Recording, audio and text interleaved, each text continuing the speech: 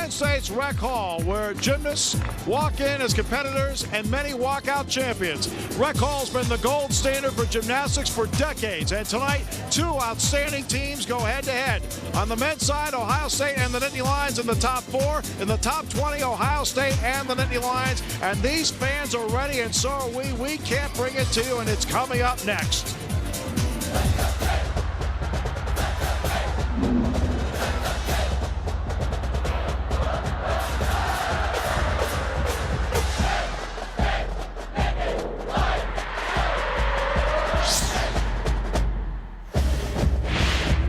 Penn State's Rec Hall with the gymnastics over the years has been outstanding, and the crowd so sophisticated and loving every minute of it. And tonight, an outstanding double duel meet. On the men's side, the second-ranked Nittany Lions of Penn State against the fourth-ranked Buckeyes of Ohio State. And on the women's side, the 16th-ranked Nittany Lions of Penn State against the 18th-ranked Buckeyes of Ohio State. Hi again, everyone. I'm Steve Jones. It's great to have you here at Rec Hall for this outstanding double duel meet. We've been looking forward to this. The power, the speed, the grace, and the beauty of gymnastics on display this evening for both the men and the women. And we're going to start with the women's side of it. Penn State is ranked 16th in the nation. Ohio State is number 18. And when you look at what Penn State's been able to do recently, they went to Ann Arbor and they took care of business and beat number 9 Michigan. Please be joined by Meredith Hoover. Now another big challenge tonight, Meredith. In 18th ranked Ohio State, what are some of the keys in your estimation? The gymnasts have really got to work on their consistency and focus on just doing their best, feeling comfortable in that lineup. The freshmen have really been improving throughout this, really getting adjusted to competing collegiately and following in the footsteps of the leaders of the upperclassmen. And there's no question that this has been a freshman-dominated team that's done a great job so far. Now we turn our focus to the men's side, where the second-ranked Nittany Lions really took out number 5 Illinois with relative ease last week with a series of outstanding routines. Jose Palacios, when you look at the matchup with Ohio State, what are some of the keys on the men's side? Well, Steve, you got world-class routines, tremendous performances. It's going to come down to sharpness and hitting those routines. If the guys can do that, they're going to take the meet with them. And, you know, when you look at what they've been able to do over their meets, this team is seemingly sharp across the board. This team is world-class gymnastics. As long as they can hit and be sharp, they should be right up there in national title. That's no question about that. And the stars are coming out tonight. Willie Ito, 3rd place at the 2007 Winter Cup, ready to go for the Buckeyes. But he'll get plenty of help along the way from DJ Booker. 20 career first places. He's back from the injury list and performing well. But the Nittany Lions have Matt Cohen, who's 2nd in the nation in the all-around. Looking forward to his performance tonight. And there's Tommy Ramos, number 1 in the nation on the rings. On the women's side, plenty of stars as well. You look for Ohio State and Kaylin Clevenger, outstanding. She's the Big Ten leader in the all-around, but she has plenty of help in the all-around from Malika Moore-Thomas, the team leader on the floor exercise so far this year. They'll be challenged by Penn State. On the women's side, Stephanie Sullivan, among the top 20 on the balance beam this season. She's the senior leader, and on the opposite end, the freshman Brandy Persidet, outstanding, including the floor exercise, where she's been the winner the last 2 times out. The fans are ready for the beauty, power, and speed of gymnastics, and so are we. We'll be back in just a moment.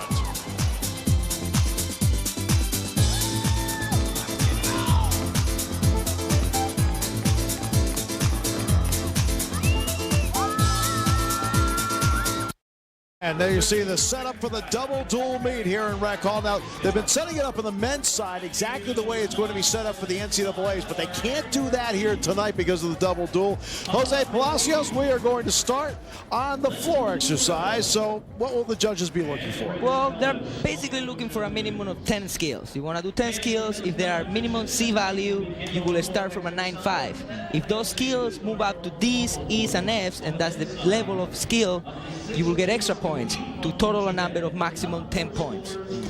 That's the NCAA rules. It's a little bit different than the FIG, Federal International Gymnastics. The new score basically allows you to go up to 20 points if you can put super E's together in the floor exercise. I like it better for NCAA to be able to have the intuitive 10 optimum value because it makes it easier for the viewers to realize 9 is bad, 10 is better. Gotcha. And here are the competitors: Matt Cohen, Vlade Klerman, Sean Antonio, Casey Sandy, Alan Harris, and Santiago Lopez will be ready to go. So Matt Cohen, there you see him. He'll set it up for Penn State. And shout out for Cohen's new bride-to-be. He just got engaged on Thursday. Her name is Adria, so he's very excited. He's starting the competition. He's basically on the top of the world right now. We'll find out exactly if that translates to this opening routine here on the floor exercise. So there is Matt Cohen set to go. What a season he's had. Number 2 in the all-around, 10th in the floor exercise so far this year in terms of his national ranking. And engaged recently. And he's from California. Here's a guy who took a chance from California and said, I'm going to go to Penn State. And it's paid huge dividends. He has a close relationship with head coach Randy Jepson, and now we get an opportunity to see him in action here this evening. He's a tremendous leader. He's basically carrying this team, and he's going to do great all the way to national. You're first up on an apparatus. How important is it? Do you feel like you're setting a tone? It's key. The first guy up on any event is the guy that is going to be setting up the way and paving the way for the rest of the guys. Usually Coach Randy, he tries to put a solid guy first and good guys at the end too. So let's see how he gets started for Penn State. All right, Jose, take us through as he gets his first tumbling pass. All right, doing what it's called an Arabian double front. Was very clean. The landing wasn't perfect, but once again, that gave him some serious bonus. Now he's doing a front pass combination where he did full pass, Rudy, and now he's getting ready for his third pass, randall back handspring, and what it's called the Arabian to roll. Now he's doing his flare combination. He's actually doing Russian circles. This is gonna give him some good bonus too for the final score. Here's his Thomas flare right there. Now these splits are also requiring the routine in order to complete all the minimum skills, as well as the fourth position, which is his handstand. And now he's probably setting up for his dismount. Actually, he's doing a side pass right here, another roll. And he's going for more bonuses, more Russian circles, trying to increase the final score. Probably felt so comfortable the first time through, he felt he could throw it in. Well, these routines are practiced a lot. It's usually the same thing every time you practice. This is a dismount, double back, and very good beginning for Penn State. Solid routine, no misses. That's what we're looking for. Second pass probably had a slight step out, and then, of course, a little step there on the end. But these are minor points, but minor points, of course, come up. Every step that you take off a landing is 1/10. So if you got perfect bonus, then that starts subtracting to the final score, and we'll see what the judges think. We're about to make the transition from Matt Cohen at the floor exercise you see there to Ty Lee, who is now working on the pommel horse for Ohio State. Lee, a freshman out of Orlando, 42nd in the nation on the pommel horse this season. And just looking at the roster for Ohio State, they seem to have a lot of underclassmen competing. Seems like it's a young team, and it's going to be a serious contestant in the next couple of years.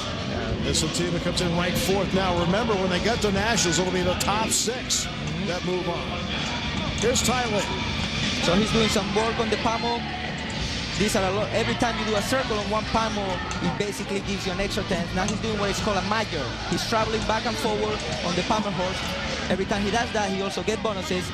And now he basically just missed. That's counted as a fall. Every time you fall, you'll be half a point off. Ty Lee, the lead off on pommel horse for Ohio State. As you can see, have to work every part of the horse. And that's the dismount. Struggle. Yeah, that wasn't a good start for Ohio State.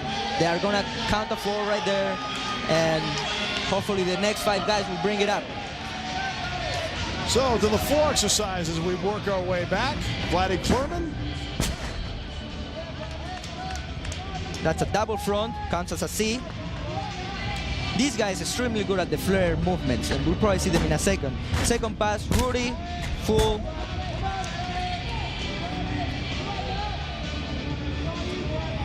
Look at the crowd there in the background as well. Great backdrop. That counts as the side pass requirement for the routine, and now his favorite. The pommel horse on the floor that I call it.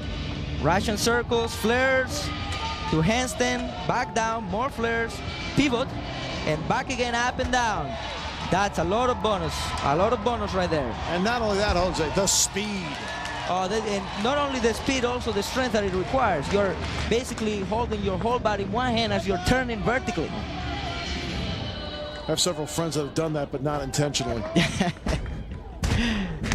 So that's his second side pass, and he's probably getting ready for the dismount right there. Yeah, he's locked in right there. We usually do that movement of the hands for a breather at the end. Randall back handspring, double tack, and he takes a little step, but it was a very nice routine, especially with all the bonus in the flares and the Russians. Certainly did put up some points there, no question about that. So, full exercise. Here's the flare sequence right here. And the key part on this is not touching the floor with your feet. And look at how much space he has between his shoes and the floor exercise. Outstanding. Lonnie Clerman for the Nittany Lions of Penn State. Right now, the men working floor exercise and pommel horse. Ohio State's on the pommel horse while the Nittany Lions are working on floor exercise. And back to pommel horse we go. We're seeing some more of those major, and he's getting ready for the dismount right here. That foot pirouette over the horse, basically giving extra bonus, is a D dismount. Chris Klein right there. Now, looks like we made the transition over to the vault and the Penn State women. And for the vault for Penn State. The first time through for them. The rotation for Penn State in the vault are Rohrbaugh, along with Parrott, Satterfield, Smith, Brockway, and Personette has that final spot.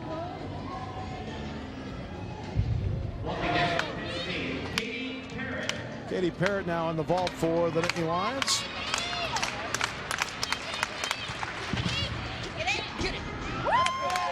So Meredith, what you run there?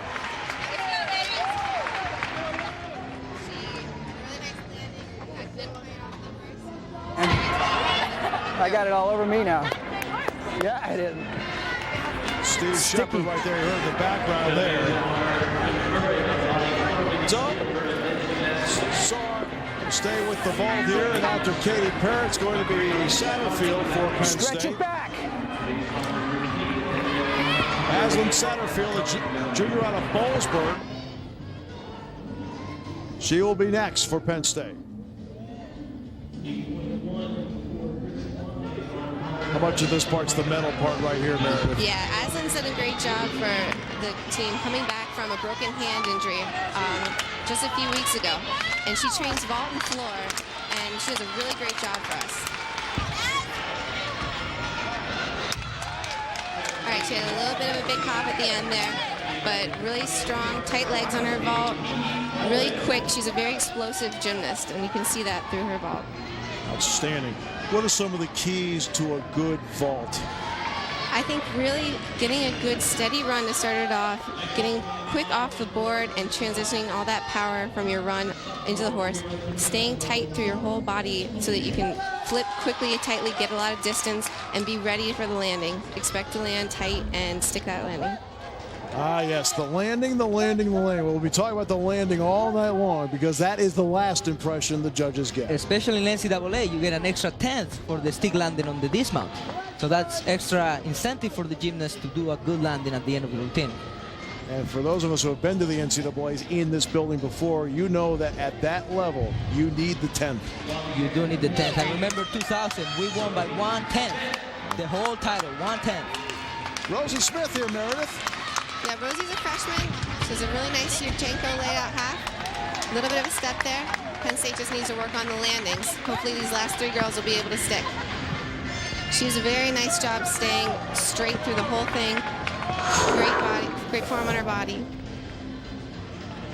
See, tight off the horse. She really sees, is a blind landing since she's doing that half twist. So the floor kind of hits her before she actually sees it. Legs need to be a little tighter to Yeah, she needs to be ready for that impact. And what the girls do after they compete, they go and talk to the next person up. And this is Alex Brockway, Alex another Brockway. freshman. Plenty of freshmen. She's done a really good job this year also, getting adjusted to college and making an impact on the team and the all-around. Well, her career high is 9.875 on this event. Yeah, I believe she leads Penn State on vault. The Yurchenko full, very nice, had a little hop on the landing. Now that goes back to the previous one we talked about. Notice when we go through this, how tight she is with the lower half of her body going through. Yeah. Now she gets a really strong round off here, reaches back quick, stays tight, and she can see the landing as she's coming around for that. So she did a good job. Then you have to stick those landings to take it through. And Brandy Personette will be the final Nittany Lion up on the vault this evening. Yeah, Brandy is actually competing at Yurchenko 1.5, so she also has a blind landing. This is all the vaults that you've seen so far are out of a 10 for the women, and this is making it a little bit more difficult. She doesn't get anything above a 10, but it just shows the judges that she's got a little bit more of an ability to do these difficult skills. Out of Katy, Texas, the home of Roger Clemens.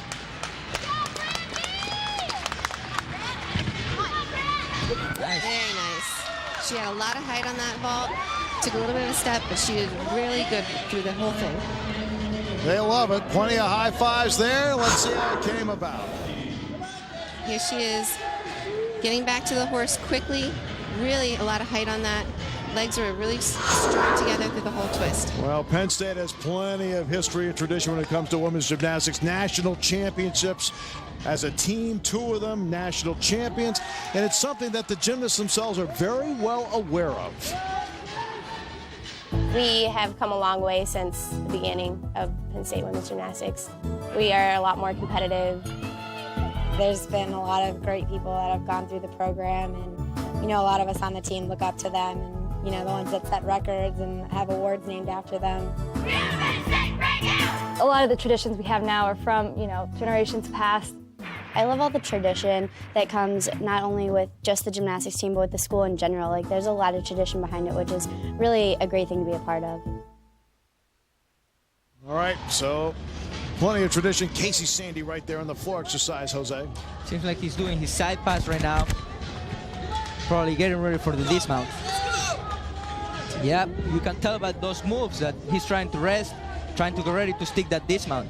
And he's a sophomore. He has been battling some injuries and seems like he's back. Double layout dismount. That's a very impressive way to dismount a routine.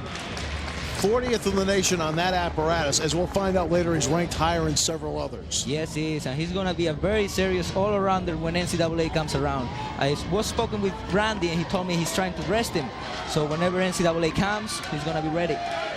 DJ Booker on the pommel horse getting ready there. Booker, career high in the pommel, is 9.70. He's battled some injuries, but DJ is back. That's a guy I'm sure that they feel can be somebody who can score for him, not just tonight, but score for them in the NCAAs. Oh, he's a junior all-arounder. This guy has been shooting to be in the national team in the United States. He's a great competitor, great gymnast. He's working the major Shibados right there. Pommel work, gaining the extra 10s. His swing is not the straightest, but he's working a lot of bonus right there. And he just missed those Russian circles. So he was coming around on the one Russian circle. The knees clipped the handles. That's the trick of the pommel horse. When you're off, you need to fight back. You need to grab with your teeth to the leather so you don't fall off. And once they fall off, they got 30 seconds to get back up. Well, he's had a chance now to gather himself. Now he has to finish out. And you can see the concentration. It's very hard when you fall off. It breaks your mental concentration. You gotta get back. It looked like before the fall he had a pretty good routine working there. His skills were very hard. He's not sharp, and this is where the title comes to, the sharpness. You can see his swing is pike. You can see he's touching the leather with his legs. This is where the judges are going to hammer you. You need to be clean, you need to be sharp, and you need to get the hard skills on. And that goes back to your point in the when we started the pre-meet about sharpness would have to be the key. When you have number 2 against number 4, those are the points that mean everything. That's it. And Ohio doesn't look too hot right now because they already got 2 falls on the pommel horse that I've seen. And Alan Harris floor exercise. He's 14th in the nation on this apparatus. And he's a freshman. That's very impressive. 14th in the nation as a freshman. That tells you something about what kind of competitor you got at hand. A team that has several veterans that can help. There's enough youth as well to balance it out. And Penn State has been very consistent in the past years. That was the dismount. Double tack, double full. Finishes his routine. And Penn State's looking good. They're looking solid on the floor exercise. Alan Harris, Penn State's team high on the floor exercise this year, 37-2-5. That's their high for the year as a team on floor X as Alan Harris shakes the hand of head coach Randy Jepson, who's looking for his 3rd national championship as a head coach and hoping for the 12th in the history of the program. And we're ranking number 3rd in the nation in floor exercise. Outstanding. All right, so we go to Santiago Lopez, the junior out of Mexico. And this is where you talk about world-class gymnastics. This guy has been representing Mexico in the past World Championships, together with Tommy Ramos and ex-gymnast Luis Vargas. We'll get a chance now to see Santiago on this, 21st in the nation on the floor exercise. As Jose mentioned, a strong contingent for Penn State on floor X because it just seems that they're able to combine the speed and the power you talk about. And the skills. And many of the skills come down to the great coaches that we got at Penn State. You talk about the bonus points now. Exactly, yeah, the skills. When we speak about skills, it's the different movements that you do that give you the extra bonuses. And those come down to Slava Boyko and Randy Jepson. Great coaches. World class too. I mean, if you look at Slava, he was world champion many times. Well, I was in the white building the other day. Kevin Tam was in there, and of course Kevin working out, and Randy was taking through various things that Kevin had to work on to get him to keep the skills sharp at a world-class level. It's a lonely feeling being out there doing what he was doing, but Randy was the guy he bounced ideas off of, and Randy gave him guidance the other day. Exactly. And the other thing is when you got Kevin Tan not only practicing with you, but also coaching you. Yes. Because Kevin Tan is the assistant coach, and he's in the national team currently. So let's see this floor routine. Rando, double layout. That was too many steps, but it was a good mount, skill-wise. 1.5. Oh, and that's going to cost him some tenths. Okay, now you bobble a bit. So what's the mindset in terms of what you have to do focus-wise? Well, you need to move on. You need to keep going because you never know when your score is going to count. Sometimes it doesn't really matter anymore because the other guys did good and they already count towards the team. But you never know. Maybe the guys before fall off and now they need this final routine. So you need to hit the best you can even if you miss the first pass. So you're just trying to put up whatever points you can put up right now as a buffer. Exactly. Dismount time here with a little rest. Yep. And he does a double tag with a full pirouette. Takes one step. I was commenting with him today. He was feeling a little bit tired. He told me his ankle was bothering him. He's a specialist on floor and vault. And he's going to try a hard vault today, he told me. So the state of mind, you can see him right there. He's not feeling in the best shape right now. Yeah, you can see here on the left ankle is the one that's hurt. But I can tell you, Steve, if there is a time to be feeling a little bit down, it's now in the middle of the season. You don't want to be tired in NCAAs. There is a difference between being hurt and being injured. All right, there is a big difference. Oh, yes. And that he went out there because he knows he's hurt, but he's not injured. As a gymnast, you're probably hurt 90% of the time. As an athlete in almost anything you are. I mean, it's you know, you talk to football players at the end of the season, guys that were, quote, healthy all year, they're banged up. Yeah. Every one of them. And the same thing in this sport here, everybody is banged up. I don't know how the two of you survived. That's what I want to know, how you survived. Oh, look, he's... Now, what you can't see on TV is I'm now seeing all the injuries. So, we're off to a great start here at Rec Hall as Penn State matches up with Ohio State in men's and women's gymnastics. We'll move on to the next series of apparatus in a moment after this. Give me back to Rec Hall. You can see on the women's side so far, 49.1. Ohio State accumulated that in the uneven bars. And for Penn State involved, 49 even. So Ohio State with a slight advantage after rotation number one. That brings us to the bars. And Meredith, here we are at the bars. What are the judges looking for on the bars? One of the more beautiful events in women's gymnastics. One of the most important things for the gymnasts to do is to hit their handstands. They can be within 10 degrees of handstand. For the routine is that you want to have good form, a lot of swing, and Good. Anything that they do with pirouetting needs to finish within 10 degrees as well. Their release moves, they need to have two. One that transitions from the high bar to the low bar, and one that stays just on the high bar. And there's a lot of different ones that you'll see the team compete tonight. Now, in the background, we can see some of the warm-up here. In warm-up, what do you want to accomplish in warm-up? Basically, the girls just do part of their routine, not the whole thing if they get too tired with that, but to get a little feel for the bars, warm back up to that event, because taking some time off from when you started gets a little bit, you get a little stiff. Well, as we watch them warm up, he always gives us an opportunity, a little insight from her point of view as to what we should be looking for on the bars. Hi, my name's Amy Olis, and these are the uneven bars. What you're looking for a good routine is that you want to have good form, a lot of swing, and you want to make sure that you hit all your handstands exactly vertical.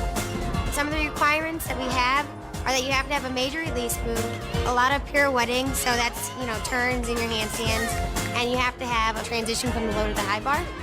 And what you want to do the most is stick your dismount. An event that truly reached its popularity and started really soaring in popularity with Olga Korbut in the '72 Olympics in Munich, when she was able to put together sport of gymnastics, but to the uneven bars in particular, because she was outstanding and put moves together that people had not seen before on that apparatus.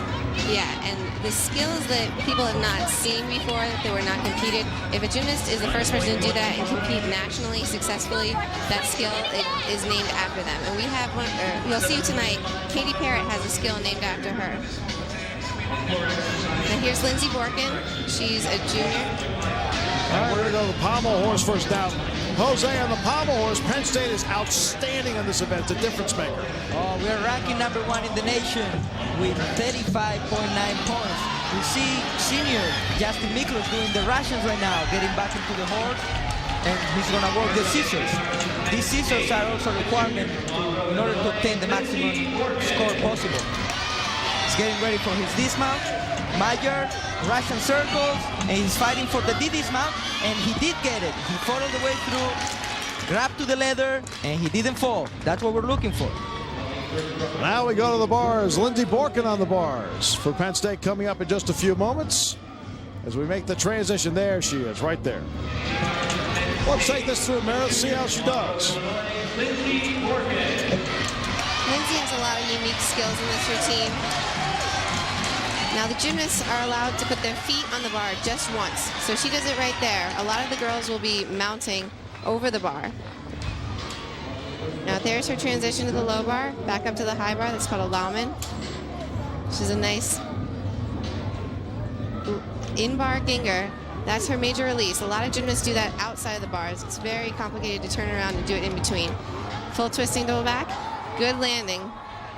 It's a nice routine by Lindsey. A fabulous routine. Her career high 9.75 going in, and she gets Penn State off to a great start on the bars.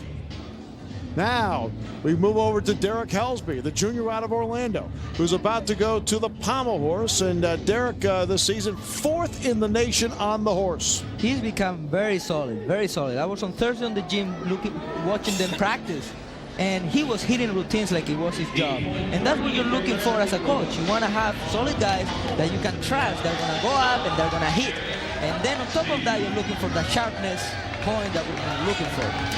So let's see how number 4 works the horse as opposed to some of the others we've seen so far. So he started his routine with scissor work. And you can see the extended circle right there. Oh! Before that, he's working the pommel, looking for the extra tense. Good fight. He's fighting because he was off. And he hasn't leave the pommel yet. Still fighting. Magyar, Shibado. And he's working the dismount right there. One more circle, and we'll give it the D dismount. And he fought. That's what we're looking for. Fight. It's not going to be perfect every time. There's a point where the guts have to take over. For him, I think that we saw it right there. Guts, nails, teeth, everything. You want to hold on. All right, here's Amy Olis. She took us through what she thinks about on the bars. Let's see what she does here, Meredith. She starts off with a upright handstand to Takacha. Very nice. She has a lot of height on that skill. To a straddle back handstand.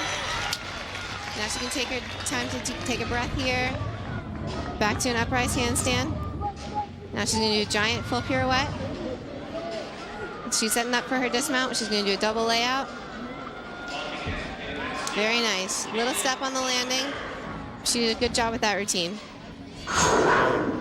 Here's the landing one more time.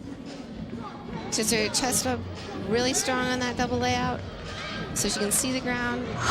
Nice landing. All right, you're in for a treat now. #1 ranked Casey Sandy on the pommel horse.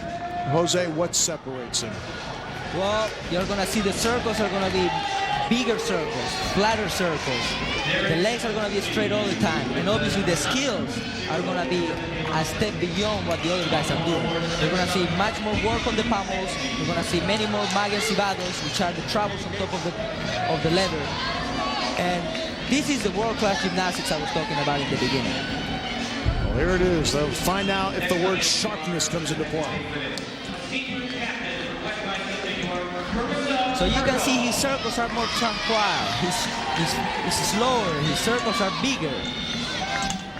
So he's working the Russian circles on the leather right now.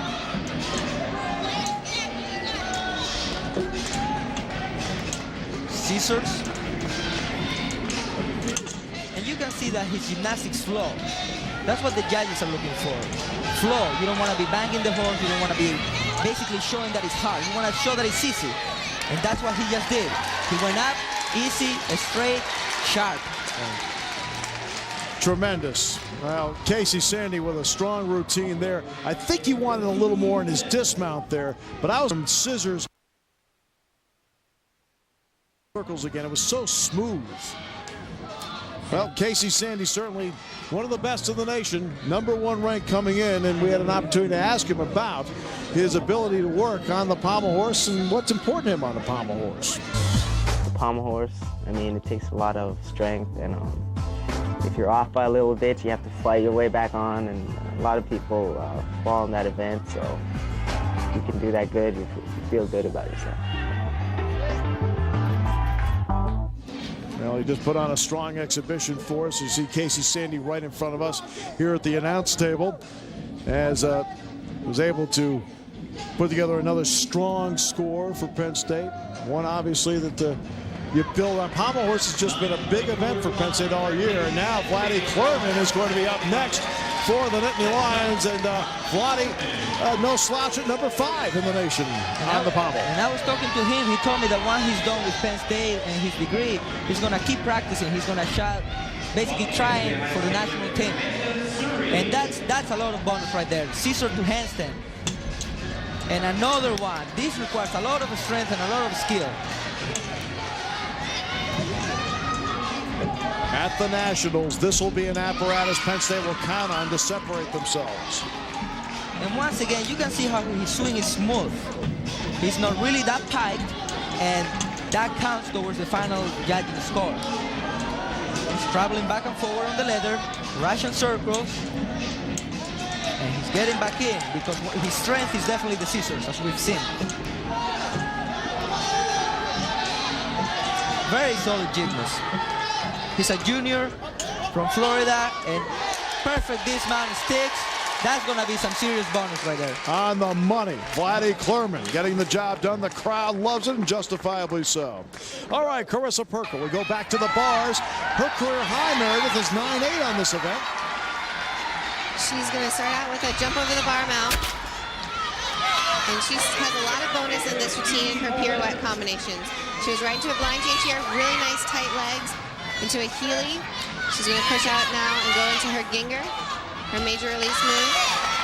It's a lot of bonus in that combination, and she goes to a shoot over to handstand, which is a D instead of just a C with a shoot over that some of the other gymnasts have done. Now she hits that handstand, setting up for her dismount. She also is going to do a double layout. Nice landing. Very good routine by Carissa. Wow, the senior is back in the lineup and puts together a great routine on the bars. All right, Lindsay Montrose is next for Penn State on the bars. She's a freshman from California, and she's made a lot of adjustments out here and has really done a great job for Penn State. Bars is her strongest event. When she hits, she does awesome. 9.825, her career high on this event, to show you how well she can perform. She's got really nice lines, very clean gymnast. There's a Jaeger right there. She does in the piked position. Nice casting handstand, pack salto. She's going to do handstand, half pirouette here. Oh, a little bit of a mistake, but she covers for it. Switch kick. Now up to the high bar. She's going to be setting up for a dismount that comes from a switch grip to an Arabian double front. Very nice. Well done. Well, Penn State working on the bars. Dismount one more time. Now she was a little bit too far back on that, so she had to take a step. But she did show control with the landing, so it's only a 10th. Tommy Ramos working on the pole. By the way, Casey Sandy, 9.45. That's a very good score. Very good score. And that's what Penn State needs. Big score. Tommy Ramos. And this is definitely not his best event, but he's a serious competitor too. That shows you what kind of athlete you're dealing with. He is still in the top 50 in this event. Now a little looser than some of the ones we're seeing. Working the scissors.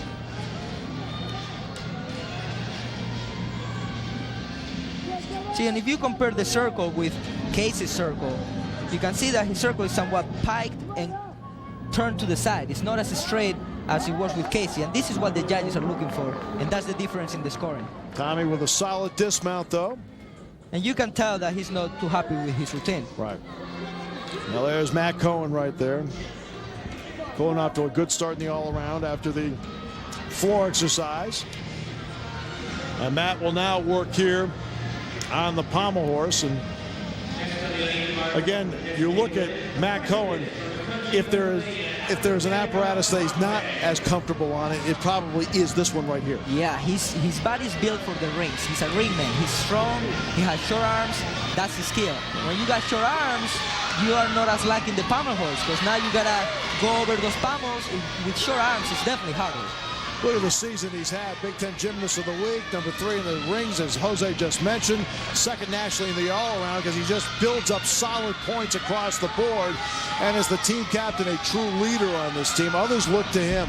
And he's a leader not only for his skills, but also for his communication. He communicates greatly with not only the coaching staff, but also the gymnasts. And that's important, what you just talked about. It's so important for a coach to have the ability to pull an athlete aside and say, how are the guys, or how are the women doing? Where you can pull somebody, and they'll accurately tell you, hey, look, coach, mentally they're here, physically they're there, and they can give you that accurate read. It makes all the difference in the world. Especially in gymnastics, where mental strength is key. So you see Captain Matt Cohen working the pommel. He's traveling on the leather right now, looking for those bonuses. We see some of that fighting that we've been talking about. A little bit of a struggle, but he continued. Russian circles. Good look at the handwork there. Scissor half for the requirement, and he's getting ready for the dismount. Probably gonna have to handstand. And that was a decent routine. He fought, no major breaks. That's gonna help Penn State. And that's what leaders do. They fight their way through it. He fought his way through it. He liked it too. He liked that. Now, Amanda Brockway is 35th in the nation on the bars. Let's get a good look at what she's going to do here. Alex mounts up to the high bar right away. And she starts out a lot of pirouettes here. It's 2 giant fulls into a half pirouette. Takata, the opposite direction, into a pack salto, just like Lindsay Montross did. She does the half pirouette here, toe on circle. Now back up to the high bar. She does and then end with a routine with another set of pirouettes, giant full, right into double pike. Great landing. She stuck that.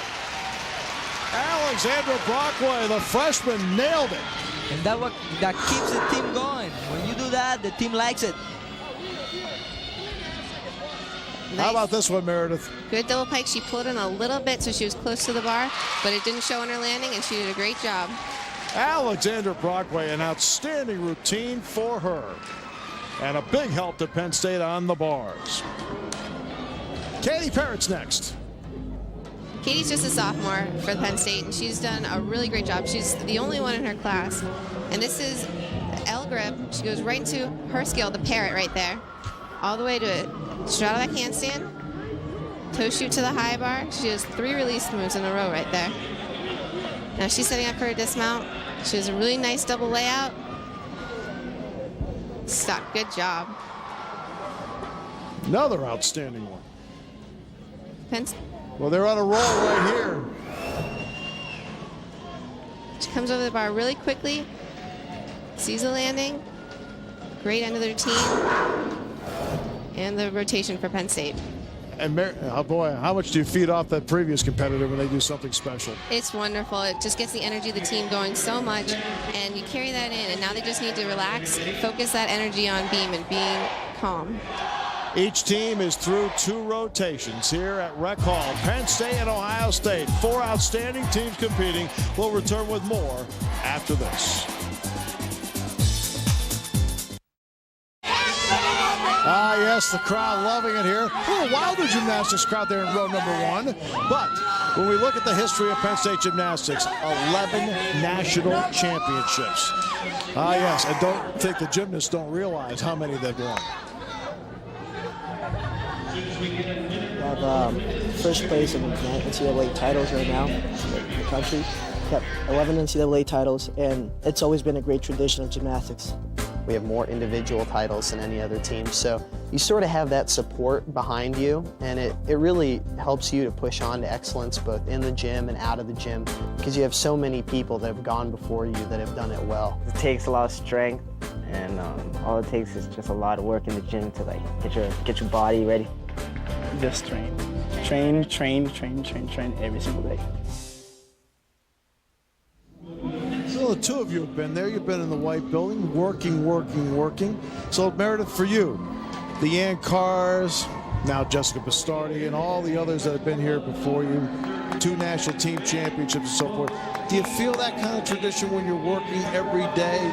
Absolutely, and training with girls that actually have awards named after them as well. Katie Rowland was a senior when I was a freshman, and she just was such a motivation. All the girls, Leslie Bear, Katie McAvoy, and they started tradition. They carry that through, and everybody learns what it means to be a Penn State gymnast from their upperclassmen. And when you look at Penn State on the men's side, Gene Whetstone, who set such an incredible tone for so many years, not only in this building, but internationally. Thus, the Olympic flag is here in the building because of Gene. And then Randy Jepson's followed that up with a couple of national championships of his own. Jose, you feel that as well, that kind of tradition every day? You feel the pressure to excel. And not only the pressure from the coaches, but from yourself. When you walk into that gym and you see all those banners. Well, some banners in the background as Alan Harris works on the rings, Jose. He's working on those giants for the dismount, double out, and he sticks. And he covers it by taking a step and saluting the judges. 32nd in the nation, but it looks like he set a pretty good tone off the top for Penn State on the rings. Once again, he's a freshman, and when you're ranking as a freshman, that's very good for the team. Very impressive for him as they work in the rings. Coming up for Penn State, eventually is going to be Derek Helsby. He'll be the next one up on the rings for the Nittany Lions. And by the way, once we get back to the women's side, once we get back there, we're going to see them on the balance beam. And talking about the rings, that's our event too. We're ranking #1 in the nation as well as in Bummer. Well, we go to the rings now, or should we go to the vault, and Ohio State is on the vault. It's going to be Justin Myers is up there for Ohio State. And he does a check with a full pirouette. The value of that vault is, I believe it's a 9. The values in the vault have been lowered down considerably. Something that used to be a 9.8, now it's a 9.2. So that will show up in the scores. All right, let's take a look at what the teams have done on pommel horse for Ohio State. They put together a 34.25, led by DJ Booker at a 9.45 on his. Now, Jose, you look at the numbers there, 34.25. They hung in on that event. Yes, they did. You're looking for at least a 36 if you want to be competitive with respect to the other teams. That's where they start. Now, for Penn State on floor exercise, I think they're hoping for bigger numbers here, but 36 is solid. It's solid. Their best score was 36.6, so you're not talking anything too far away from what you're expecting from. So you see that what they've done so far to this point, led there by Casey Sandy's 9.35. All right, so let's go to Derek Helsby. He's on the rings. And I was talking with him on Thursday. He's a computer engineer and electrical engineer. And I told him, well, you must be really smart. And he told me the opposite. If I would be smart, I wouldn't have done that. Would have gone into broadcasting, man. No brains needed. So that's the Yamawaki pike to cross. That's a very nice combination right there. Pulling up to Maltese, that's called a Maltese. The strength positions, you need to hold them at least 2 seconds for them to count. Another Maltese from a pike position, and he counted all of them to a cross. 1, 2, 3, that counts. Very strong gymnast. You want to make sure you don't waver too much. You don't want to swing on the rings. It's called the steel rings for a reason.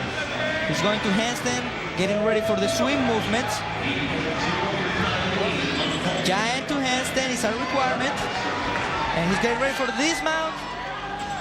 Double tack with a full pirouette, and he takes a little step.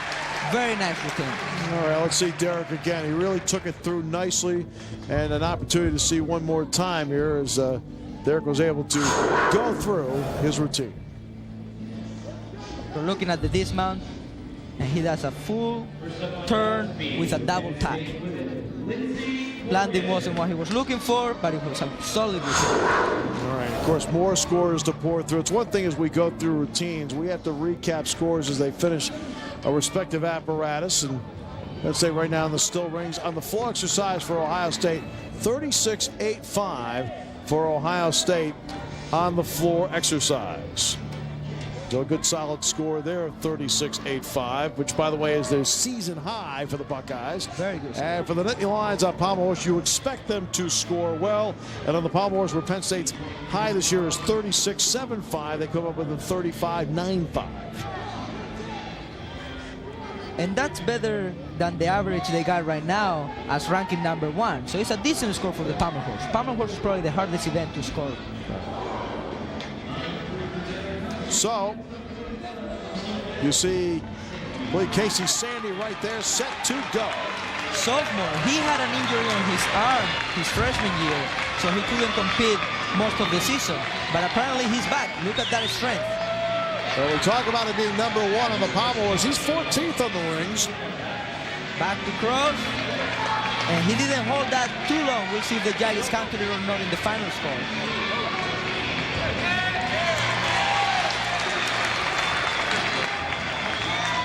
You want to keep those elbows off the rings when you do the press. Every time you touch the cords, they take your 10th off. Back giant, you see? Every time he touches his elbows the cord. And he fought that one. He's fighting. He's fighting the routine, getting ready for the dismount. Double layout. Oh, little hop. You want to avoid those hops. You'd rather take one step and take 1/10. If you hop with both feet, that's 2/10. Here it is. This is exactly what Jose's talking about here. This won't be a step. It's a hop, and that's more damaging. Bang. So overall right now, it is Penn State with a slight advantage, 71.95 over Ohio State, 71.10. That's after 2 rotations. On the men's side, Penn State, of course, #2. Ohio State is #4. All right, to the balance beam we go. Casey Rohrbaugh is up next on beam. She's a freshman from Pennsylvania. And we started out, she's the second one up, started out with a fall. So now gymnasts on the women's side count 5 of the 6 routines. So that means starting out with a fall that the next 5 girls have to hit in order to not count that fall. She's from Spring Grove, as Meredith mentioned, she's from Pennsylvania. Her career best into tonight had been 9.825. Her ability to score in this can be impressive. Yeah, she's a very strong gymnast. All of her gymnastics is very technically correct. She has a lot of difficulty in her skill. You'll see her do back handspring layout series and a front tuck kickover through her routine. And she ends with a really nice, strong dismount. I've seen her stick it a lot during practice and competition. Of course, somehow the grace enters into working on a 4-inch wide piece of wood. 4 inches. Mercy. Yeah. Oh, come on, Jose. I mean, the guys don't have it. That will be too dangerous for the guys. You got that right, Jose. Imagine you miss 1 foot. No, I don't even want to think about it. No, nobody does. It doesn't even feel like that after years of training, though. It's just like walking on the floor. Listen to the veteran. The veteran has gone through it so many times. We're over here. You and I are making this too complicated, Jose. Here's Casey Romo. But Casey starts out with a mount. One of the requirements is that your torso has to touch the beam. So she fulfilled that requirement just with a simple mount there. Here's her series, 2-foot back handspring into a layout step out. She had a little wobble there. It's going to cost her probably a tenth and a half. But she held on to it, though. She did. It's very good. For as a freshman, she needs to keep her composition. Just stay focused throughout the routine. Switch leap, straddle jump, pike jump. She has a good amount of bonus there. Can be built up through combinations of jumps and through bigger skills as well. Like the front tuck she's about to do right here. This is worth a D, so she gets a 10th bonus just for it. And then into a jump, which is a C, she gets another set of bonus as well. Here's her full turn requirement. Every gymnast must perform that. And now she's just dancing to the end of the beam, setting up for her dismount. She has a round off double full.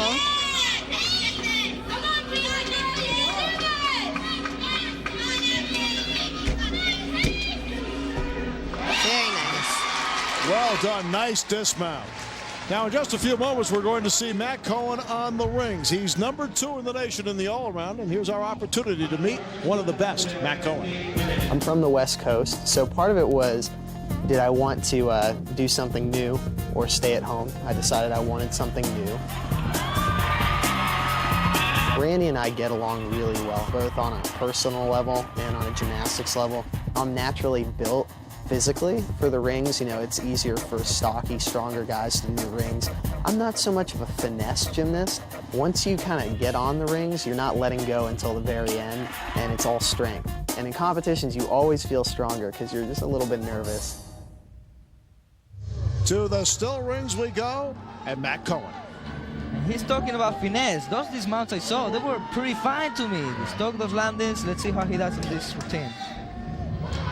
He says he's not a finesse guy, but there's some elements to him that are a little more finesse than I think even he knows. Maltese, up to upper Maltese, that gives him connection. Bounce to cross, pull up to Maltese again. Strong combination, lots of boxes.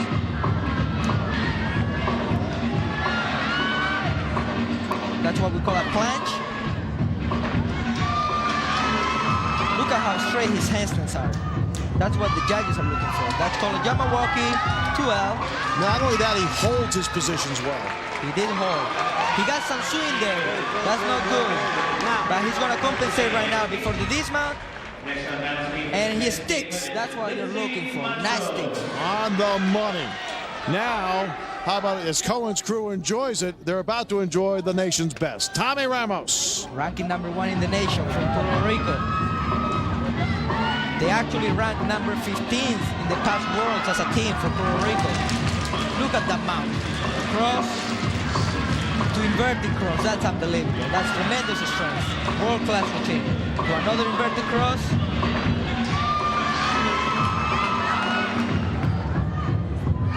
Look at how wide his Maltese are. That requires tremendous strength. He got a little bit of swing over there. But he's doing things, though, that separate him from the pack. Of course. Those straight movements, not everybody can do. Look at the hold on that. Holding the handstand, probably getting ready for the dismount. That's the giant requirement. You gotta hold him in handstand like he's doing. And there goes his dismount. Double layout, takes a half. Solid routine. Needs to work a little bit on the dismount next time. But there is time for NCAAs. Tommy Ramos, ranked number 1 in the nation on the rings. Didn't probably finish the way he wanted to. He's looking for perfection. I see, encouragement. Encouragement means a lot in this sport. So we see Bloody back in the rings. He's a junior. Ronnie Clerman on the rings, also outstanding. He's 11th in the nation, Jose. All these guys, they have very solid routines. Palmer horse and rings, we're ranking number 1. And that's gonna be the strength of Penn State when we go to NCAAs. And then they can also score in high bar and vault, where Penn State's number 2 in each. We are ranking number 2 in those, you're right. Vladdy goes to planche, didn't hold that. Jabberwocky to handstand, looking for the 10s there on the swing. And he gets ready for the dismount double out. And once again, he hops. They need to work on these hops. Every time they hop, it's 2 10s. Well, you see the crowd there. One thing I've noticed is that the crowd is more actively engaged. It's loud in here at times. Yeah, here's Lindsay. Lindsay's a very graceful gymnast on the beam. Nice wolf jump full. As she's setting up for her flight series. She'll do back handspring, layout step up. Not even a balance check there, it was very nice. There's her leap combination, little break in her switch leap to straddle jump. One of the requirements is you have to connect 2 jumps, and since she did not connect that first to second jump, she filled that in the next 2 jumps that she did. Here's her front skill. The gymnast must also do a forward or side skill. She has a front tuck. Perfectly done. Now she's just setting up for her dismount. Gainer full off the side. Very nice. Lindsay Montross right there. Now Katie Parrott. Katie is a really unique mount. Her coach from Colorado Aerials, I believe, kind of invented it. Okay, that looked painful. Yeah, I'm not sure exactly how she does that, but... Well, I know I don't. Her first skill right off the bat is a very difficult one, front aerial. And she goes right into beat jump. She executed that very well.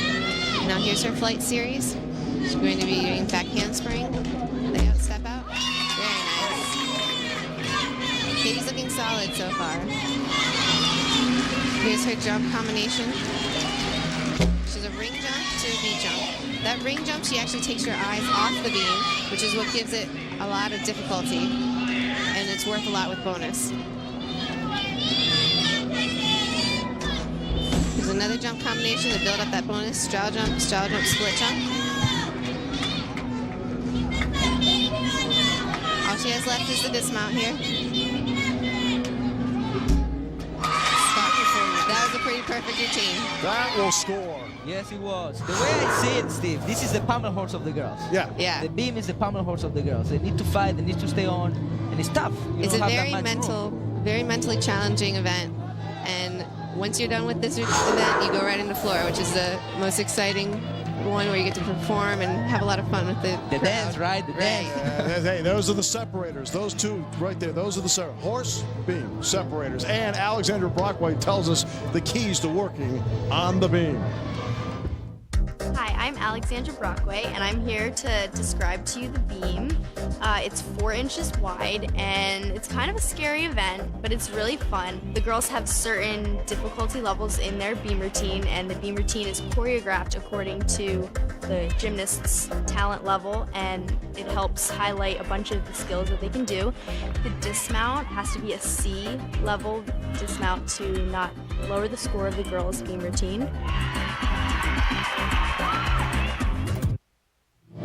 And she knows exactly what she's doing on that event, no question about that. And she's going to get her opportunity coming up as in the balance beam. She's 9.6 is her career high. There's Brandy Personette. Look what she's done this year. 3 all-around titles, 5 individual event titles, personal bests across the board against Pitt and Michigan, respectively. Big Ten Gymnast of the Week.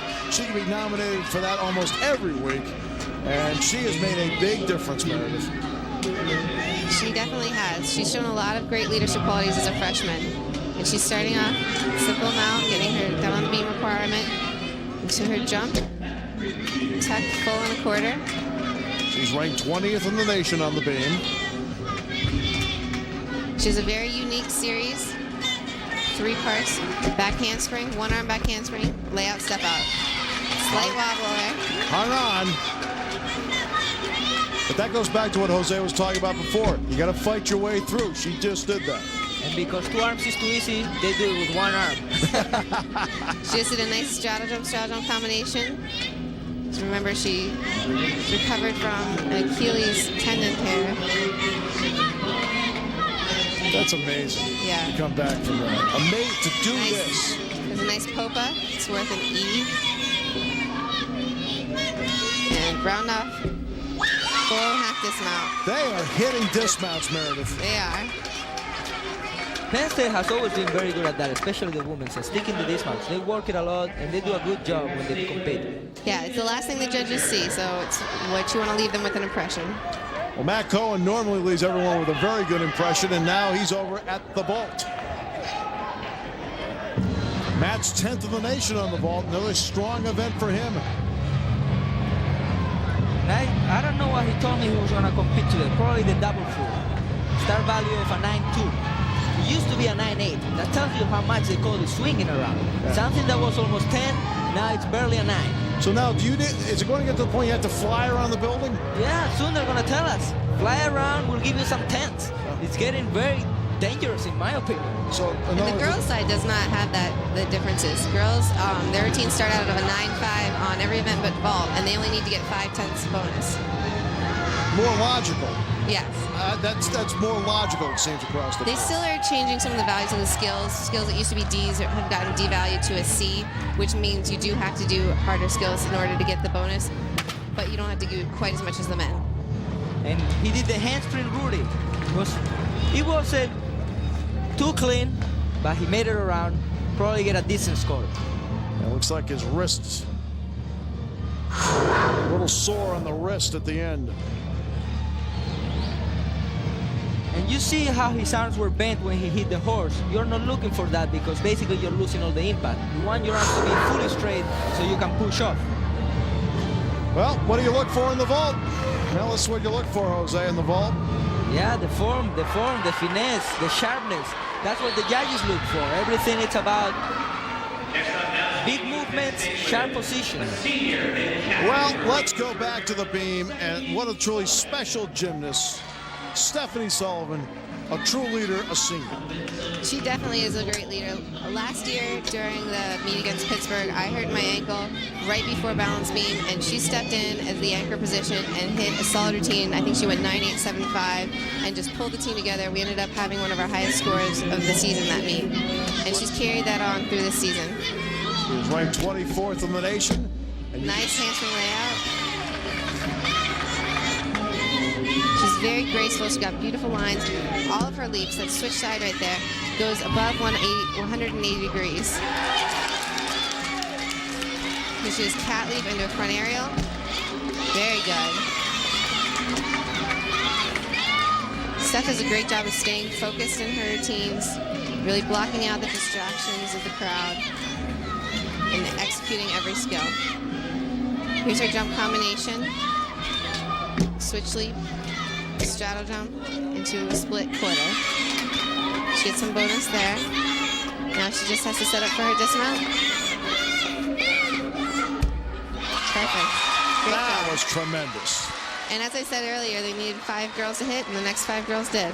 Absolutely, including Stephanie Sullivan. And it's one thing about Penn State, they emphasize the student and student athlete so much here at Penn State. It makes a big difference, especially later in life. And one of those student athlete achievers, Stephanie Sullivan. What is she going to do when she leaves Penn State, leaves gymnastics? I actually just got accepted to medical school, so I'm going to start that next fall. Great. Where? Hershey, Penn State's medical school. Okay. Do you know ultimately what kind of doctor you want to be, or? Right now, I'm interested in primary care, pediatrics, maybe family practice, but public health. I noticed you didn't want to treat gyms. You're on our side, okay? Let's get him to help us. You guys have more than your fair share of injuries. Yeah, she has seen that enough, probably. Yeah. She's come back through shoulder surgery when she was in high school, and just battling lots of aches and pains like everyone. Santiago Lopez right there on the And vault. this is a world-class vault right here. He's going to do a super Luca had a 2.5, and he made it around. That's a 9.6 vault. That's world class. He's gonna get a good score on that. Oh, look at him. Look at the satisfaction He was face. He was happy. And this is another great vault. Another 9.6 vault. Handspring double front. This is what the people is doing in the Olympic Games. Well, this is Bloody. Bloody Clerman. He's the anchor in that group. He's ranking first in the nation in the vault. Absolutely.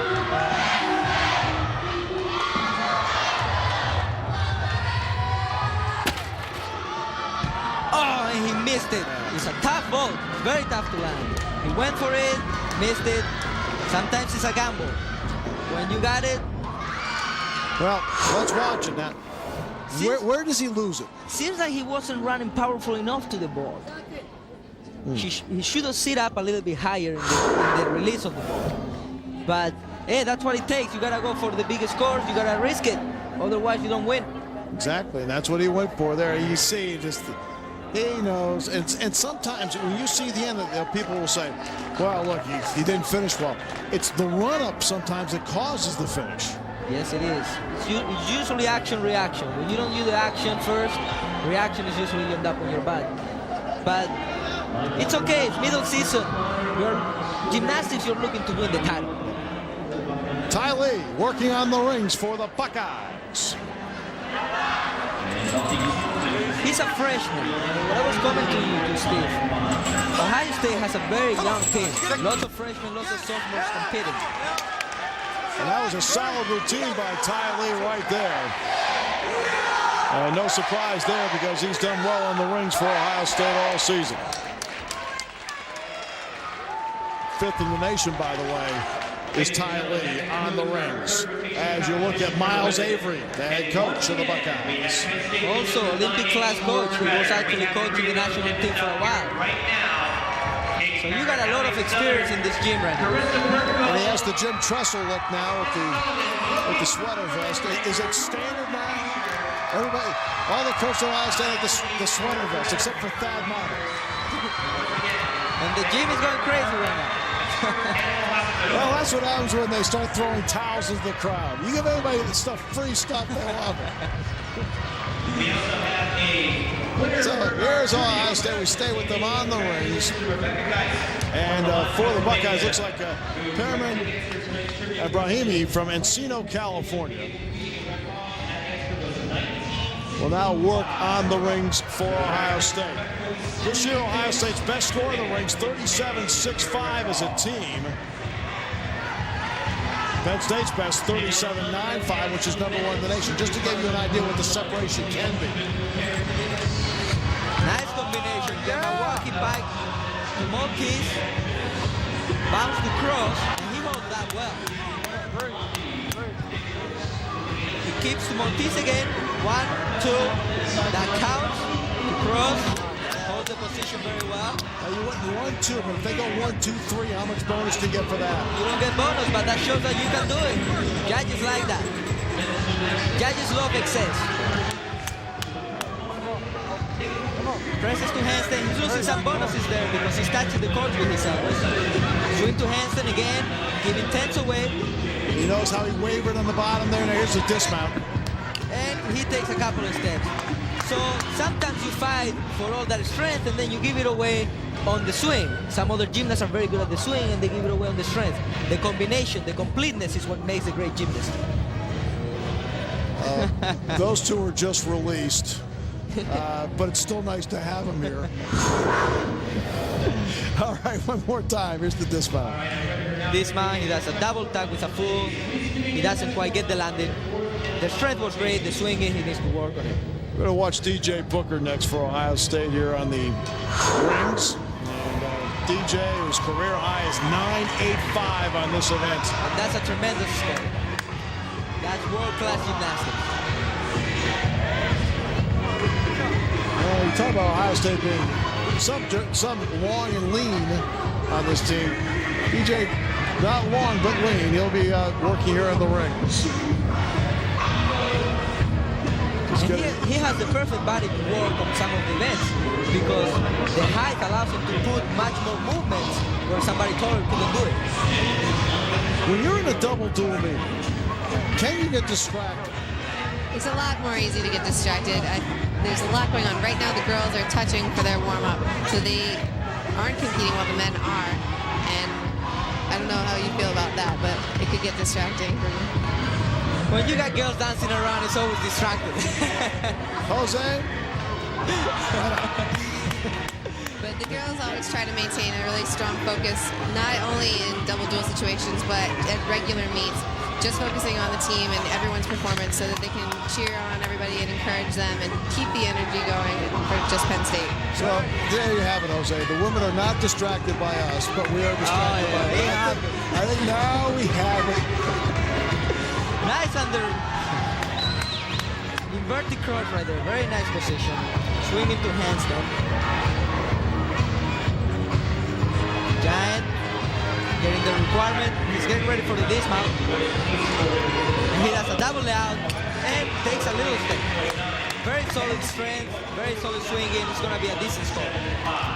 Seems to be okay with it as he leaves. You're always going to read it. I like to read the face at the end. You know, you tell him, like, yeah, I got it, or oh boy. He seems okay with it. The step, I think, bothered him at the end.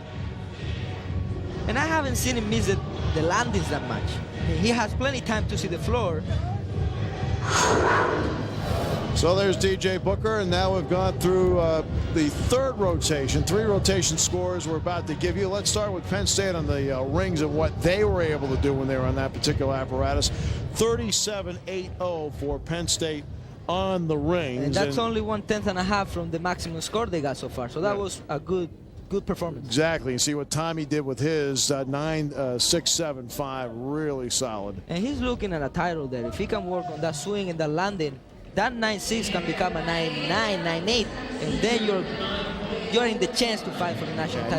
Now you're a medalist. Yeah. Here we go, men's vault for Ohio State. 35-2-5 for the Buckeyes on the vault, and that's just a 10th off of their season high. Yeah, right now they're ranking number 6, and they got a 34-6. So this is much better than their current average. So they were able to do that. Now on the women's side of things, you would expect Penn State to do very well in the beam, and you can they appear to be having fun, and again, not distracted at all by the guys. But they just distract themselves. Sometimes it's better. Jose and I have issues here with this. They have a lot of fun out there, and they carry them to the floor. Yeah, exactly. And they look for the judges and really smile at them and feed off the energy of the crowd, and I think the crowd feeds off their energy as well. And it's the beauty about NCAA Gymnastics. You can celebrate, you can scream, you can chant, you can dance. When you compete FIG, you gotta be serious. You can even show any emotion when you finish your routine. And that makes NCAA so much more fun. Women's floor exercise, Ohio State, solid 49.1 for the Buckeyes on that event. And when you look at what they've done this year, 49, that's their season high right there. 49 when the previous best had been 49 even against Air Force. Yeah, Ohio State's having a great meet. They had really strong bars to start off. It's one of their best events. Now they have to end on the balance beam, which is always a little more nerve-wracking. So we'll see how they do with that. And Penn State on the beam has put up a score. It's going to be very tough for Ohio State to touch. 49-025 for Penn State on the beam. And that 49-025, just a half, I'm talking just a smidge under the season high against West Virginia. That's almost perfection. If you look at the scores, they count 5 scores. They got a 9-7, 9-8, 9-8, 9-8. You can't get closer than perfect. Mara, they go 9-8. The last 3 cleared 9-8. Yeah, that's exactly what we shoot for in practice. The beam coach, Jessica Bastardi, always tries to have the girls hit a standard of at least 9-8 on the balance beam. Anything above that puts you over 49, and that's 49 average gives you a team of 196. By the way, you talk about this. She's been a gymnast. There she is right there. They rose between the absolute thorns. And last year, look at her career. 2-time academic All-Big Ten, so she's intellectually way beyond us. Last year, 39-2-5 in the all-around against Ohio State a year ago. Season high. Beam title on top of that. Well, thanks. Here's Ashley on floor. She's got a really fun routine starting the lineup off. She's got very consistent tumbling. She starts out with a double tuck. It's actually probably the least difficult pass that she's starting with. And she just makes front tumbling look so easy. She's about to do a really difficult combination. I think it's safe to say that this is the fan favorite event for women's gymnastics. Yeah. She's just a nice front layout, full front layout, which is a lot of bonus for the girls' side. She did 2 Cali doubles there, also getting some dance bonus. Some of this is built in as rest too, isn't it? Yeah. That's Steve Shepard right there. You can hear him. No, the double turn at the end. And he's saying she still has this last swing pass, double pike, and then her double turn. Arms up. Reach up. Get it. Nice. Good. She's a little bit back. She had to take a bigger step in that landing. But girls can cover a little bit more than the guys can in their routines. Steve Shepard taking her through. All right, Very Ash. nice. Good fight. Good go, Ash. Ashley is one of the most solid and consistent competitors, and she does a great job for Penn State on the floor. So, good start for Penn State on the floor exercise. Parallel bars. Matt Cohen one more time. And Matt Cohen looks like, Jose, he's putting together a strong all-around meet. And parallel bars, another strength for us. He's 22nd in the nation. That's pretty good. Not his best event, but he's an all-arounder. When you look at the overall scores of all the events, he's solid. He's ranking number 2 right now all around, and that's going to be his shot in the NCAA, the all-around title. And the key in something like this, yeah, not his best event, but 22 is a nice solid ranking. He won't hurt himself on an event like this where he'll garner bonus points in other events where he's strong. And if he's on the lineup, or obviously Randy's using him on the lineup, that means that he has a solid routine. It might not be the best in the nation, not ranking first or second, but 22 is a good ranking for an all-arounder. Well, let's face it, Randy doesn't want to give away points, so he's going to put up people who are going to rack up points. He thinks this guy can help him. And he's the first out. That means that he has a solid routine. He's going to hit it. Well, let's take a look at Matt Cohen on the parallel bars. Just about set to go here. So whether you're about the double dual meet, as Cohen's crew is here, is that there is an atmosphere. In fact, the crowd has grown. What's great is the crowd has grown as the meet has gone along. Yeah, it gets exciting. The music turns on in the floor for the girls. The men start competing closer. Now, I want to ask you about that, because when the guys were in the rings, Ohio State was on the floor exercise. You could see them in the background with the music. How difficult is it to block that out? Once you're on the event, you're on the zone.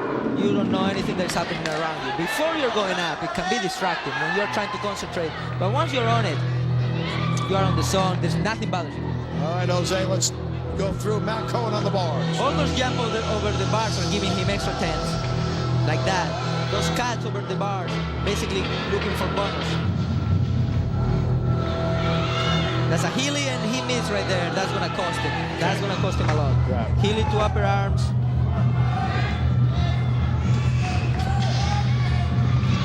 Beautiful skill. To the one rail, press handstand. Another cut, looking for those C's. And he's probably getting ready for the dismount. Right here, double tag, and he sticks. It's a pity that he missed that Healy. That's what it's called. Exactly, but he at least makes up for it by sticking the landing. So in other words, he saved himself at the end. Very strong-minded. It takes a lot of mental strength to come back from a fall and stick your dismount. Because when you miss, it feels like giving up. It feels like jumping off like a practice. But you're in a meet. You need to keep fighting. Alexander Brockway on the floor exercise. This routine shows a lot of flexibility, and what's interesting about it is Penn State's actually done some passing down of the routines. This routine was actually first done by Nikki Bongiovanni, who was a senior my freshman year. But she also shows a lot of grace and does this routine, puts her own touch on it.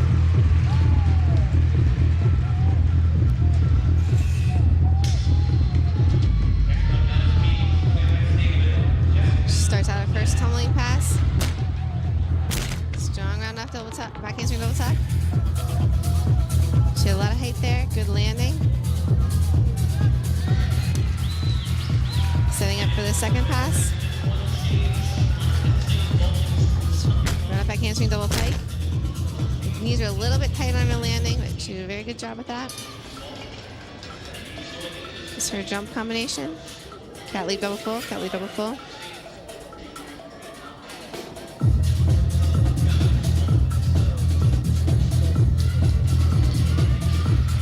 Setting up for her last pass. This has to be a double salto pass. One of the requirements is to have 2 flips in 1 pass. It was a front full, front pike. She did a very good job.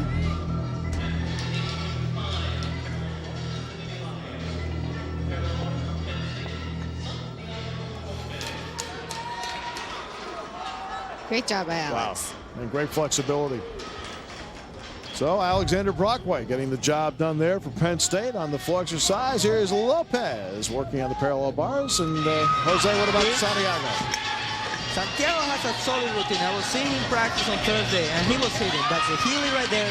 Some bonus for his routine. That's called the Diamirov. It's also a C. Those cat movements are also C, so he's working slowly towards getting the 10th. Stutz. Another cat, another 10th. And double tag, and he sticks. That was a nice routine, solid routine. Didn't have great amount of difficulty, but it was well performed. So back to the full exercise we go. This is Casey Rohrbaugh. This routine is a lot of fun. It's actually choreographed by one of the student coaches, Jamie Murray. Starts out with a 2.5 punch front. Land with her feet a little bit in front of her. A tiny bit, a tiny bit. Okay. She stepped back and then I looked away. Like a kind of one of those. Yeah. Like it really wasn't that bad. That's all right. So Coach Steve Shepard there. Second pass. She's going to do run up back handspring double pike. A little bit short, had her chest down on that landing.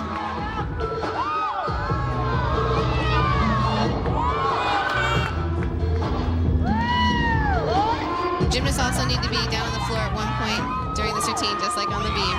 Have a little fun with the camera here. Nice to have her jumps. I know. She's mugging. She ends with a really difficult pass. It's a triple full. It's worth an E. She just keep her legs nice and tight. Good job.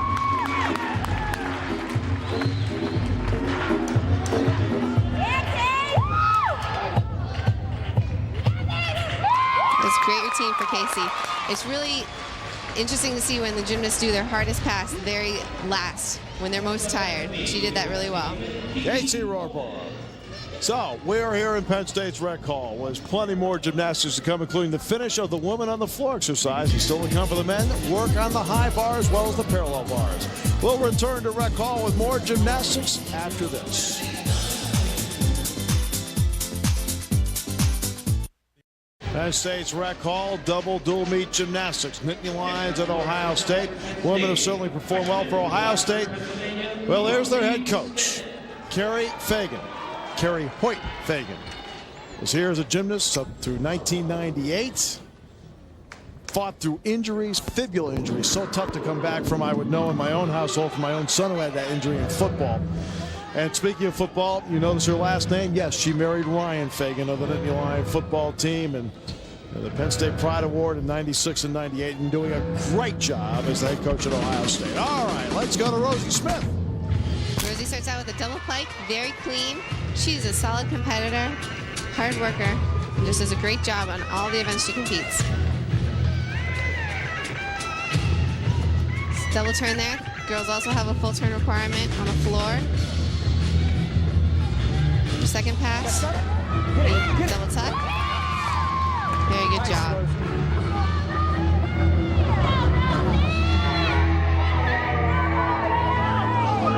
It's called torche half. Full.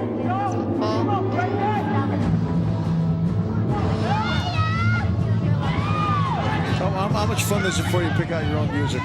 It's a lot of fun. This is actually, I said that we've passed on some routines. This actually used to be my routine, and so I taught this to her this past fall, and she's put her own touch on it as well, so it's really fun to get to watch her do this. She ends with a front handspring, full punch layout.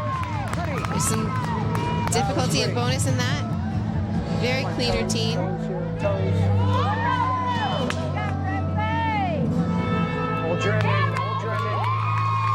Steve's talking through the whole routine. Very critical to make sure every 10th is there. That was almost Hoover-esque. Ashley Merritt tells us the importance and the keys to working on the floor exercise. Nice last pass. Last pass was sweet. Hi, I'm Ashley, and I'll be explaining the floor exercise. For girls, we put our floor routines to music, and as you can see, the floor is a little bouncy, so don't be too impressed when we do lots of big flips. The main part of floor is it's to music, which reflects your personality. Things to look for, a combination of artistry, which is kind of your leaps, your jumps, your turns, and a lot of dance, along with really big tumbling. Lots of saltos, which is another word for flips, going forwards and backwards, really emphasizing the landing and showing off the whole way through.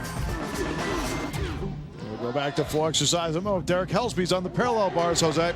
And unfortunately, our viewer just missed a really good combination. He did giant double back to land on his upper arms. That's why he's wearing those protectors. He's actually getting to the end of the routine. Double pike, that's gonna score big. He did some serious routine, some serious skills, and he's gonna get some serious scores. And his 3-meet average, he's 10th in the nation on the parallel bars. Willie Ito is over at the high bar. Let's check out Willie's high wire act here. And he got third in the Winter Cup. That's a national competition, fighting against the best of the best, and he got a bronze medal. So this is going to be a very nice routine. His career best is 9.9. Let's watch what he does with this.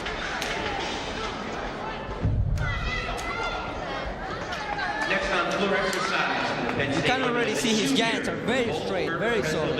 That position, he had both of his shoulders dislocated. That's giving him some bonus against dislocation on the shoulder giant. Endo.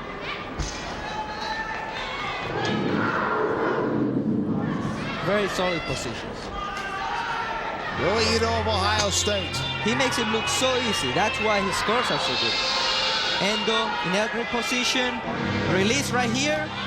And he catches it. Wow. He's getting ready for the dismount. Double, double. Sticks. No wonder why he's one of the best in the nation. And the height on the dismount, Jose. The height, the position, the landing, he sees the floor. Almost perfect. Almost perfect. Willie Ito of Ohio State showing us why he did so well in the Winter Cup right there. Back to the floor exercise we go.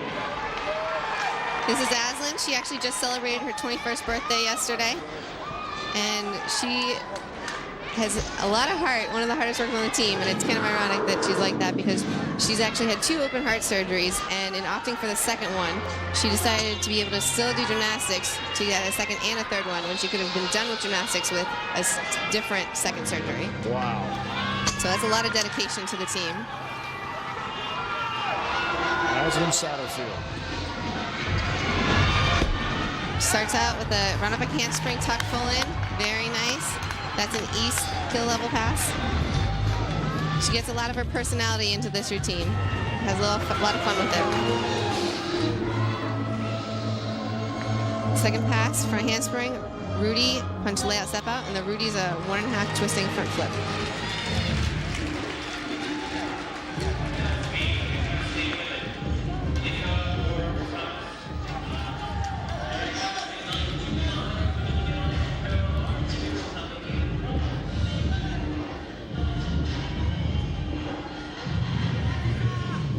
Here's a jump combination, switch side to Popanova. Getting some dance time to breathe before her last holding pass.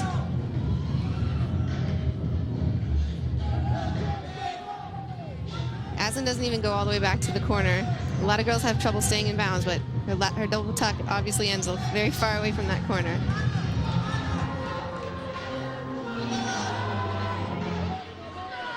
Great routine by Aslan. Yeah, well done.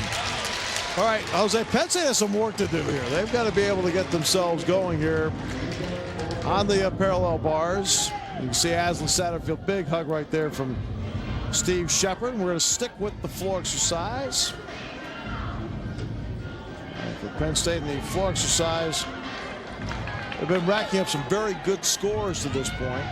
Yeah, they have a great meet going, and they've had 5 solid hits, so the pressure's kind of off Brandy, but she's been doing fabulous the past 2 meets. I think her score was a 9-9, so she can add even more to the Penn State score. The lowest score so far racked up through 4 was 9.775. Yeah, that's a great event going for Penn State. Brandy's the Southern girl from Texas, and she's got a little bit of a country routine.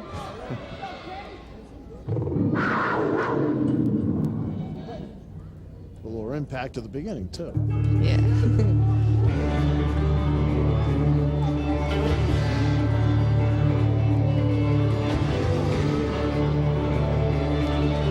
Brandy starts off like Aslan with a full in, but she does it in a piked position.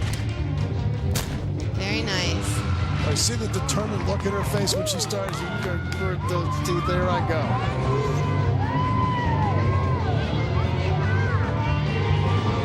We have Steve Shepard mic'd up. Here she goes for her second pass. Right off back handspring double pike. Very well done. She does a great job on those landings. She does a great job of using the spring in the floor on those landings. Yeah.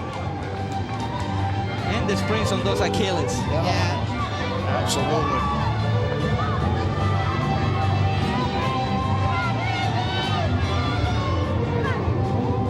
And you know, Stephanie Sullivan did say, I want to go into orthopedics. Yeah. Now she's anchoring floor as a freshman, which is a lot to say about her talent, and her ability, and the confidence that the coaches have in her. Ending with a front layout. A lot of bonus there. Not that she needs it because her whole routine had a lot of difficulty throughout it. Big ending, but ends with the 1.5 turn. Penn State has racked up big points in the floor exercise tonight. Steve, that was a jihad routine, huh? From Texas. Yeah. That's Roger Clemens' hometown, Katy, Texas, right there, just outside of Houston. Oh, boy. All right, we see Casey on the parallel bars. This is very good routine for Penn State. Doing the pitch half, that's a very hard skill to do. D, another pitch, swinging under the bars, giant, and giant double back. Very difficult skill to do. Press to handstand. It's doing very well routine right now. Another one of those cuts to gain the C values. Toots. Another cut for the 10th and the movements. Trying to fulfill all the requirements. And this man double pike, and he sticks. That was a very nice routine. Outstanding start to finish. It seems so smooth, Jose. This is what we're talking about. When it looks easy and you're doing hard skills, that's when you get the good value. And that's what he's done. You talked sharpness. That was the key word. That was a sharp routine right there. Now here's a guy who missed most of last year with the arm injury. Comes back. He's won on the pommel horse. He's got 6 event wins already this year. And tied for number 4 in the high bar, which we'll eventually see. And I was talking to Randy, and he's telling me he's resting him. He's not full potential yet. Trying to make sure he's mature and ready to go by the key date, NCAA's in April. And that's what we see. We really see a building process as the season goes. That's how it goes. You don't want to burn up in the beginning. We go to the high bar. One of the more electrifying events in the sport. He's a freshman, Greenfield. His brother actually was on Penn State's baseball team. I didn't know. Catcher, I think. Yes. He catches his release. That's a ginger. He's fighting. It's a little bit wobbly in his giants. His legs are not tight, but he's fighting. He's a freshman. He'll be a great competitor in the years to come. 43rd in the nation on this event. Here comes the dismount. Double layup full. And we're back to those hops. We need to work on that before the due date. That's reining that in. Now remember, the building process we're talking about. On the women's side, Penn State will host the Big Tens. On the men's side, Penn State will host the Nationals. So there's your building process right there. It's a great opportunity for Penn State. Host Big Tens at home. In the past few years, we've really built up the program and been very close to winning a title, and this will hopefully be that first year for Penn State to actually hit all 4 events, 24 for 24. I'll say this, though, just to give you a little quick preview. Penn State, the women, outstanding tonight.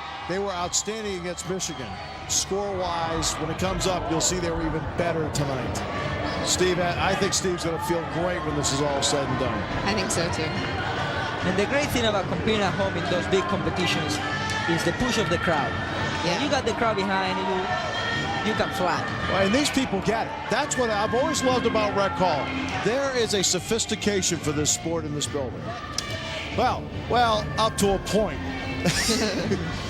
No crowd's perfect. We'll come back with more of the high bar and parallel bars after this.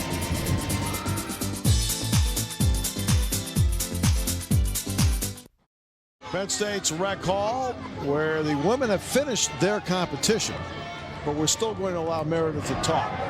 And the men are going to work the high bar. You see the Penn State women's team right there. They put together an outstanding meet tonight. Yeah, season high performance. And we'll give you that score for you just down the road, but it was outstanding. Now the men still have to finish with Ohio State on the parallel bars and the Nittany Lions working on the high bar. And you can see right there, Ty Lee. Ty Lee is going to work.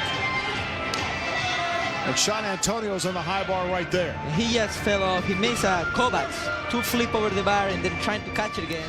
He's going to try one more time. He goes for it and he catches this time. And the crowd loves it. That's a very hard release. Stadler. He's a sophomore, very solid. He's going to be very solid in years to come. Sean Antonio. Endo to half air grip. Another half air grip position right there.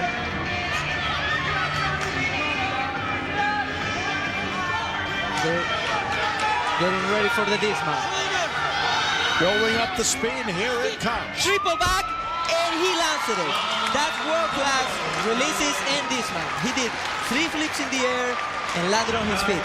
And remember, the mental part of the sport comes into play right here. To do this at the end. 2.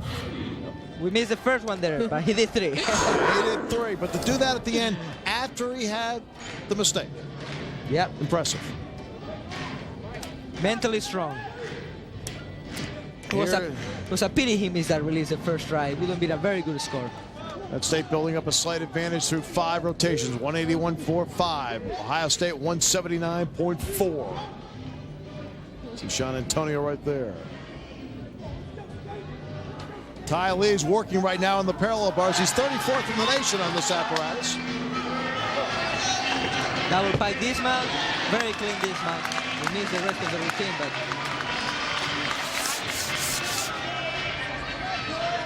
so Ty Lee of Ohio State, the freshman out of Orlando, and here is Matt Cohen. Matt Cohen, 6th and final event for him tonight. It's the high bar. He's 18th in the nation in his 3-meet average coming in.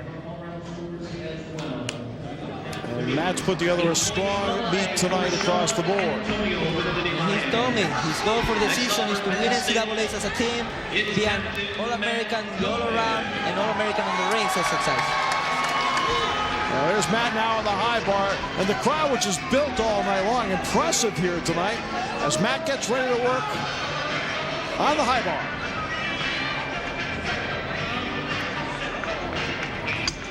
That's Colin Markelov. Release. Half air grip position. That movement gives it an extra 10th. And to win the all-around, he'll need every 10th. Kachev, it wasn't too pretty, but he made it around and caught the bar. Another the Kachev, this time with spread legs.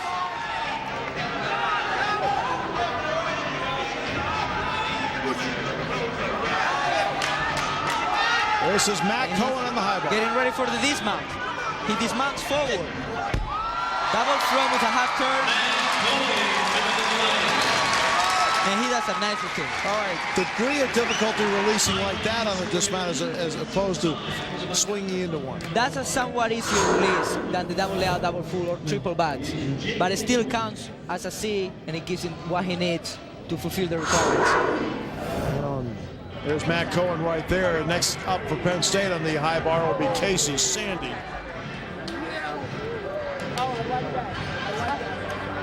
All right, so we've already seen Meredith Hoover in her heyday.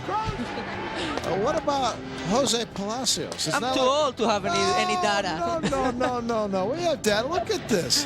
All right, 99, 2000, 2003. You have a national championship ring. You're a team captain, a leader, academic all Big Ten, just like our working partner Meredith here. And in terms of all-around scores, you nailed a few in your time. That's when I was young and crazy. Okay, so if the two of you are young, what does that make me? Oh, we're all in the gymnastics sense. Oh, okay. You see, gymnasts, they measure their life in gymnast years. Gymnast That's right. It wasn't like that when we did it. Look at that. Yeah, black and white. That tells you how old I am. My goodness. Very nice picture, though.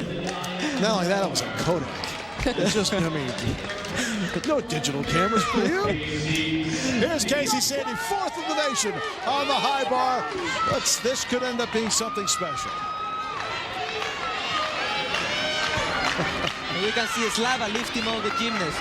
Great coach, one of the best in the world in my opinion. See another Markelov release to Giant. Grip position with a full pirouette. Some serious bonus right there. And the judges. Location of the shoulders with Giant. Getting those tens. Nice. That's a deal right there. Endo to L grip position. This gymnast reminds me tremendously of Luis Vargas, the way he moves.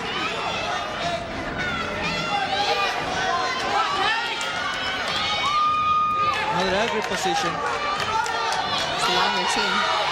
And he's getting ready for the dismount. Double out. Outstanding.